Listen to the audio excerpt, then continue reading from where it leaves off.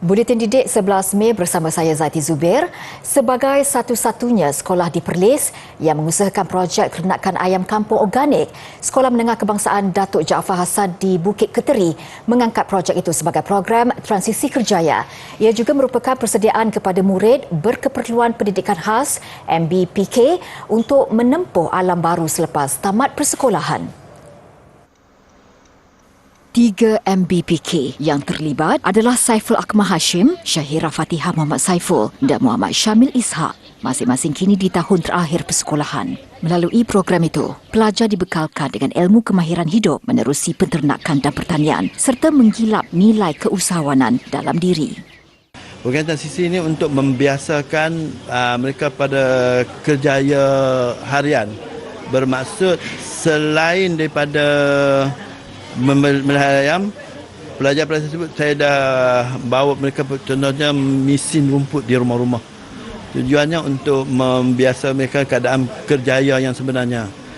Pelbagai tumbuhan yang turut menjadi makanan ayam juga ditanam di kawasan Reban. Dengan penjagaannya rapi, kawasan Reban langsung tidak berbau. Daripada ternakan hinggalah proses sembelihan dan pemasaran, semuanya diuruskan 3 pelajar ini yang bergilir-gilir datang ke sekolah meskipun pada hari cuti. Kami kursi duit, belah ayam, tu beli duduk, beli ubat. Ni hari cuti pun kami mai bagi makan. Tu mai tengok bersih ubat-ubat dia. Ayam ubat kat dia. Kat rumah pun belah. Adik punya ilmu yang belajar kat sini. Adik buat macam mana? Lepas dah. Lepas tu bagi makanan dah. Program penternakan selama 4 bulan itu bermula pada 19 April lalu dan akan diteruskan sehingga mereka tamat persekolahan. Pelajar di bawah program Pendidikan Khas Integrasi PPKI, sekolah berkenaan juga mengusahakan pelbagai tanaman seperti nenas, cili, kangkung dan bayam selain ternakan ikan tilapia merah. Kesemua projek itu diusahakan pelajar PPKI mengikut tahap pembelajaran mereka. Kami belah ikan tilapia merah. Nak induk. Pada bulan 2. Sekarang ada 200 lebih. Turut berlangsung program PPKI dalam komuniti bersama warga pendidikan dan waris serta NGO dan beberapa pihak swasta yang melakukan lawatan ke sekolah berkenaan. Kerajaan Negeri Kelantan akan bekerjasama dengan Jabatan Kesihatan Negeri JKN Kelantan untuk memberi kesedaran kepada masyarakat terutama ibu bapa mengenai autism dalam kalangan kanak-kanak. Exco Kelantan, Datuk Dr. Izani Hussein berkata pihaknya akan membantu dari segi memberi dana untuk sebarang penganjuran bagi program-program berkaitan. Kerjasama itu dilakukan berikutan pihak JKN Kelantan mempunyai kepakaran untuk memberi kesedaran kepada ibu bapa mengenai autism. InsyaAllah kita cuba. Sebab di hospital dia tak allocate benda-benda lagu ni. Di Jabatan Kesihatan dia tak allocate. Jadi untuk collaborate dengan ni supaya kerjasama ni jadi molek, dia merancang bersama dengan kita dan dari segi kos-kos insyaAllah kerajaan negeri boleh tanggung demi untuk rakyat kita memahami. Beliau ditemui pada sambutan Hari Kesedaran Autism Sedunia peringkat negeri Kelantan di Kota Baru semalam. Ujarnya, program akan disertai pemilik dan guru taska bagi membolehkan mereka memantau dan memaklumkan kepada ibu bapa jika anak mereka perlu menjalani pemeriksaan awal. Katanya, tahap kesedaran ibu bapa terhadap autism juga meningkat berbanding sebelum ini, termasuk membawa anak menjalani diagnosis autism. Namun masih ada segelintir ibu bapa yang tidak membawa anak mereka untuk melakukan pemeriksaan. Johor membenarkan murid sekolah agama di negeri itu untuk memakai pakaian sukan atau pakaian bersesuaian ekoran keadaan cuaca panas pada masa ini. Pengerusi Jawatankuasa Hal Ehwal Agama Islam Negeri Muhammad Farid Muhammad Khalid berkata, pemakluman itu telah dikeluarkan menerusi satu perkeliling baru-baru ini. Menurut Muhammad Farid, kaedah yang digunakan adalah sama seperti yang dilaksanakan oleh Kementerian Pendidikan KPM. Untuk itu, murid juga boleh memakai pakaian sukan sekolah kebangsaan. Pakaian kemeja T berwarna putih dengan seluar sukan juga dibenarkan. Beliau berkata kerajaan negeri juga telah meminta semua aktiviti luar bilik darjah dihentikan buat sementara waktu, termasuk mengadakan perhimpunan susulan cuaca panas. Menerusi perkeliling bertarikh 3 Mei 2023, KPM memaklumkan mengenai kebenaran pemakaian baju sukan di semua sekolah seluruh negara ekoran cuaca panas yang mencecah sehingga 35 darjah Celsius ketika ini. Keperluan mendapatkan tanda tangan wakil rakyat pada borang permohonan beasiswa dan pinjaman pendidikan Kerajaan Negeri Pahang menerusi Yayasan Pahang YP telah dimansuhkan bermula tahun ini. Menteri Besar Pahang, Datuk Seri Warosdi Wan Ismail berkata, tindakan itu bertujuan memudahkan pelajar yang mahu memohon beasiswa atau pinjaman tersebut selain turut memudahkan wakil rakyat agar tidak lagi perlu menandatangani borang itu. Katanya permohonan telah dibenarkan dibuat secara dalam talian. Sejak penubuhan YP pada 1983 hingga tahun lalu, sebanyak 1.4 bilion ringgit telah disalurkan bagi tujuan pendidikan yang memanfaatkan lebih 1.7 juta penerima. Menjawab soalan Ketua Pembangkang Datuk Seri Tuan Ibrahim Tuan Man, beliau berkata lembaga pengarah YP sedia mempertimbangkan permohonan pinjaman pendidikan daripada pejabat awam yang mahu menyambung pelajaran ke peringkat sarjana atau doktor falsafah. Ia akan dilakukan asalkan memberi manfaat kepada kerajaan negeri. Kementerian Pendidikan Tinggi KPT melalui Universiti Pendidikan Sultan Idris UPSI serta Universiti Sultan Zainal Abidin UNIZA melakar sejarah apabila mempromosi bahasa Melayu ke benua Eropah. Ia dilakukan hasil perjanjian persefahaman MOU dengan School of Oriental and African Studies, SOAS, University of London. Jalinan usaha sama ini adalah sebagai usaha untuk mengembangkan diaspora ilmu alam Melayu ke pentas dunia. Pada masa sama, ia dapat mengangkat martabat bahasa kebangsaan yang pernah menjadi kebanggaan di era kegemilangan Kerajaan Melayu Melaka dahulu. Ia juga selaras seruan Menteri Pendidikan Tinggi, Datuk Seri Muhammad Khalid Nordin, dalam mengantarabangsakan Malaysia sebagai pusat pengajian pendidikan tinggi serta hak pembangunan bakat. Melalui MOU itu, UPSI bakal menumpukan usaha kepada perkongsian budaya, nilai-nilai dan tata susila alam Melayu, manakala UNIZA akan meneroka peluang membangunkan projek pendigitalan manuskrip Islam dan benua Nusantara yang berada dalam koleksi SOAS. MOU itu ditandatangani Ketua Setiausaha Kementerian Pendidikan Tinggi, Datuk Seri Abdul Razak Jaafar bersama pengarah SOAS, Profesor Adam Habib. Di pihak UPSI, mereka diwakili Naib Chancelornya, Datuk Profesor Dr. Mat Amin Maktaf, manakala UNIZA juga oleh Naib Chancelornya, Profesor Dr. Fazli Adam. Orang ramai dinasihatkan agar tidak menggunakan pendakap gigi daripada individu tidak bertauliah yang semakin berleluasa ketika ini. Selain mengundang pelbagai jenis risiko kesihatan gigi, ianya juga boleh menyebabkan penyakit berbahaya. Menurut Pegawai Pergigian Pejabat Kesihatan Pergigian Kawasan Tawau, Dr. Datuk Muhammad Amiril Abduluddin, rawatan pendakap gigi perlu disyorkan oleh pihak yang berdaftar bagi mengelakkan sebarang komplikasi.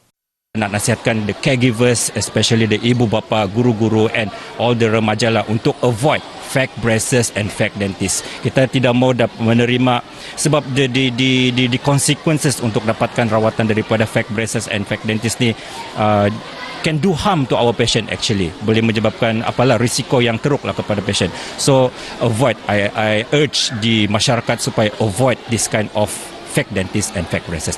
Beliau ditemui semasa merasmikan Hari Kesihatan Ortodontik Sedunia peringkat daerah Tawau di Sekolah Kebangsaan St. Patrick Tawau, Sabah. Kira-kira 200 pelajar daripada 4 buah sekolah menyertai program tahunan berkenaan yang banyak memberi kesedaran serta rawatan mengenai kesihatan gigi kepada pelajar.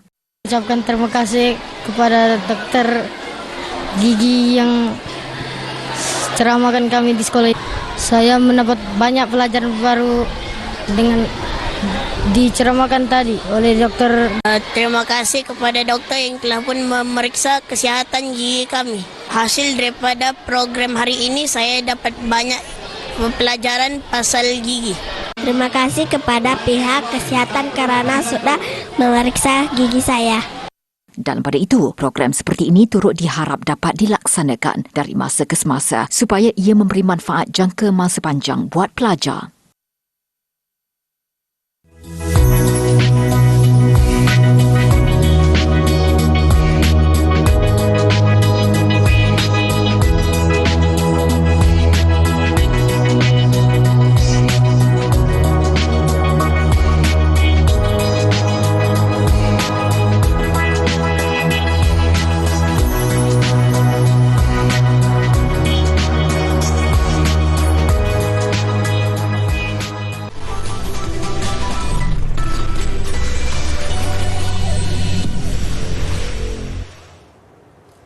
Bersua kembali, operasi perkhidmatan transit aliran ringan LRT di 6 stesen laluan Ampang Seri Petaling melibatkan stesen Bandaraya, Sultan Ismail, WTC, Titi Wangsa, Sentul dan Sentul Timur akan dibuka semula kepada pengguna bermula 6 pagi esok. Dalam satu kenyataan, Rapid Rail Sdn Bhd Rapid Rail memaklumkan pembukaan semula perkhidmatan itu susulan kerja pembaikan sementara struktur jejambat dan landasan yang rosak berhampiran stesen LRT Bandaraya selesai. Sebelum ini, operasi perkhidmatan LRT di 6 stesen terbabit dihentikan sejak 2 April lalu.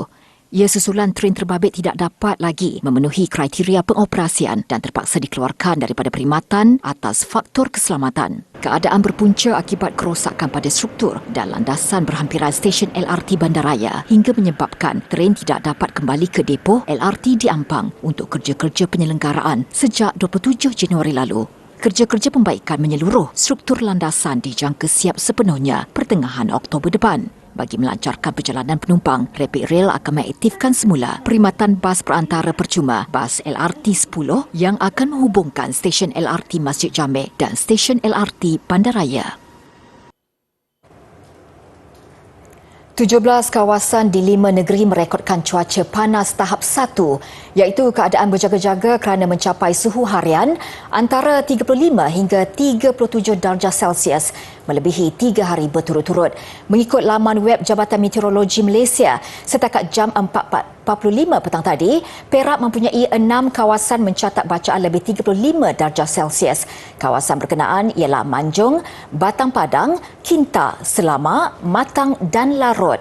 Ini diikuti Kedah dengan 4 daerah iaitu Padang Terap, Kuala Muda, Baling dan Bandar Baharu. 1 daerah masing-masing di Selangor, Kelantan dan Negeri Sembilan dan Sarawak. Sabah 2 kawasan merekodkan bacaan tahap berjaga-jaga iaitu Kinabatangan dan Beaufort. Bekalan air di seluruh negara masih terkawal berikutan paras empangan dan sungai melebihi 90% di kebanyakan negeri. Bagaimanapun, Suruhanjaya Perkhidmatan Air Negara SPAN dalam satu kenyataan memaklumkan beberapa kawasan pada hujung rangkaian sistem bekalan air terkesan akibat situasi panas berpanjangan iaitu di Kelantan dan negeri-negeri di utara. Paras empangan di Perlis dan Kedah masih stabil dan terkawal, manakala di Pulau Pinang, pengurangan paras empangan direkodkan di Air Hitam dan Teluk Bahang. Pun begitu, bekalan air kepada pengguna di negeri berkenaan tidak terjejas setakat ini dan masih disalurkan seperti biasa. Di Terengganu, Kelantan dan Pahang, semua empangan dan sungai berada pada paras stabil dan loji rawatan air LRA beroperasi dengan kapasiti normal kecuali LRA Kelar di Kelantan. Dan seperti semua tempat lain, keadaan turut berpunca akibat penyusutan sumber air mentah. Bagi wilayah selatan iaitu Johor, Negeri Sembilan dan Melaka, semua empangan dan sungai di ketiga-tiga negeri stabil dan semua LRA dapat beroperasi dengan kapasiti normal. Perak juga menunjukkan paras empangan dan agihan bekalan air stabil dan terkawal.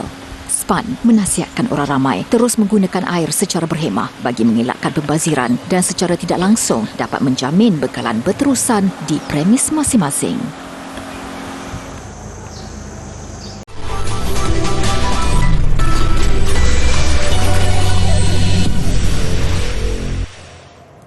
Akibat perang, pasangan suami isteri pun boleh terpisah, apatah lagi orang lain. Itu yang dialami Ivan Sirotiuk dan isterinya Zoya. Hari terakhir mereka bersama, Ivan 73 tahun dan Zoya nyata tidak dapat menahan sedih. Selepas 20 tahun hidup sebagai isteri kedua, Zoya bimbang tiada sesiapa lagi yang mahu membantu suaminya. Tambahan pula Ivan ketika ini lumpuh. Mereka dengan berat hati terpaksa menerima tawaran memindahkan Ivan ke tempat selamat dari kawasan perang antara Ukraine dan Rusia di Bandar Свято-Горвіка. Його нема нікого, сини були 2, вони померли. Родственники відказалися, а я не в змозі сама. Що ви зараз відчуваєте? Я відчуваю болязну. І що я можу відчувати одну боль?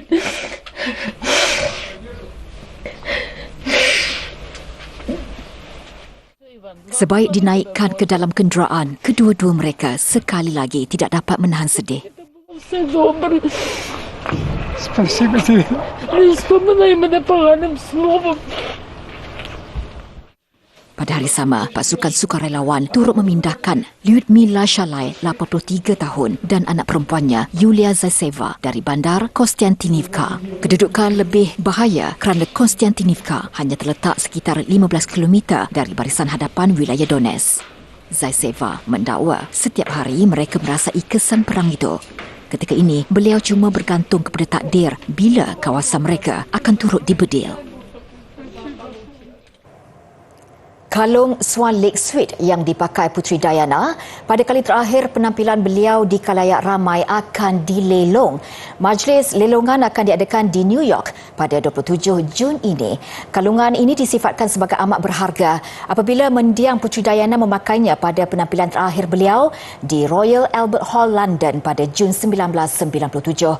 Ia kemudian dipulangkan semula kepada pembuat barang kemas Garrett and Royal Crown Jewellery of England kerana mereka dikatakan belum menyiapkan sepenuhnya kalung itu.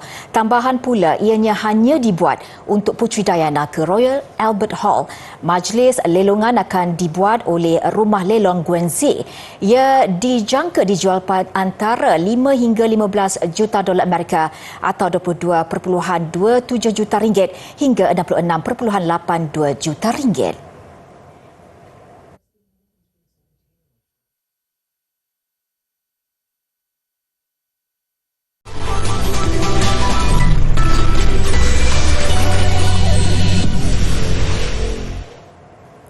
Perkembangan Sukan Si Kemboja, hari ke-6 pertandingan rasmi Temasya sehingga jam 6.30 petang tadi. Malaysia menambah 1 pingat emas, 7 perak dan 3 gangsa.